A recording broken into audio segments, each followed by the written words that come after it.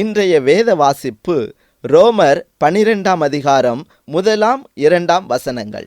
அப்படி இருக்க சகோதரரே, நீங்கள் உங்கள் சரீரங்களை பரிசுத்தமும் தேவனுக்கு பிரியமுமான ஜீவ பலியாக ஒப்பு கொடுக்க வேண்டுமென்று தேவனுடைய இரக்கங்களை முன்னிட்டு உங்களை வேண்டிக் கொள்ளுகிறேன். இதுவே நீங்கள் செய்யத்தக்க புத்தியுள்ள ஆராதனை. நீங்கள் இந்த பிரபஞ்சத்திற்கு ஒத்த வேஷம் தெரியாமல் தேவனுடைய நன்மையும் பிரியமும் பரிபூரணமுமான சித்தம் இன்னதென்று பகுத்தறியத்தக்கதாக உங்கள் மனம் புதிதாகிறதினாலே மறுரூபமாகுங்கள். இன்றைய நற்செய்தி இயேசுவை போல. 2014ஆம் ஆண்டில் உயிரியலாளர்கள் பிலிப்பைன்ஸில் ஒரு ஜோடு ஆரஞ்சு பிக்மி கடல் குதிரைகளை கைப்பற்றினர்.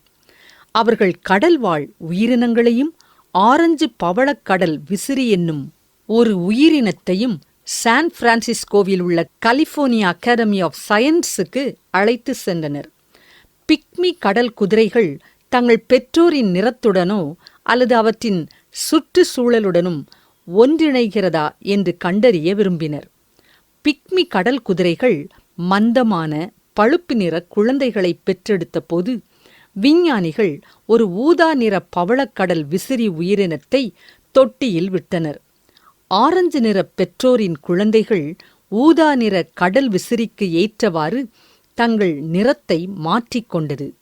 அவைகளுக்கு இயல்பாகவே இருக்கும் பலவீனமான சுபாவத்தை சூழ்நிலைக்கு ஏற்றவாறு நிறம் மாற்றிக்கொள்ளும் தேவன் கொடுத்த திறனை கொண்டு மாற்றியமைத்து கொண்டது. சூழ்நிலையோடு ஒத்துப்போவது என்பது அவசியப்படக்கூடிய ஒரு சுபாவம்.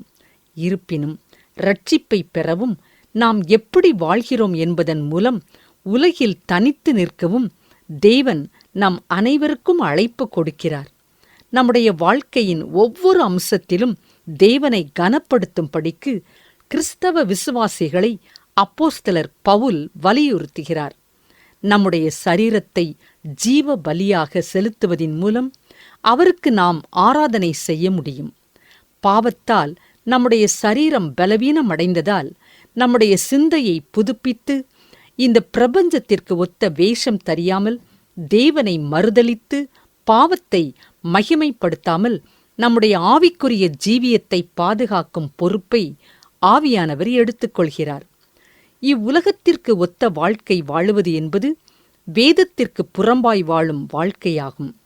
ஆகிலும் பரிசுத்த ஆவியானவரின் வல்லமையினால் நாம் இயேசுவைப் போல பார்க்கவும் ஜீவிக்கவும் முடியும்.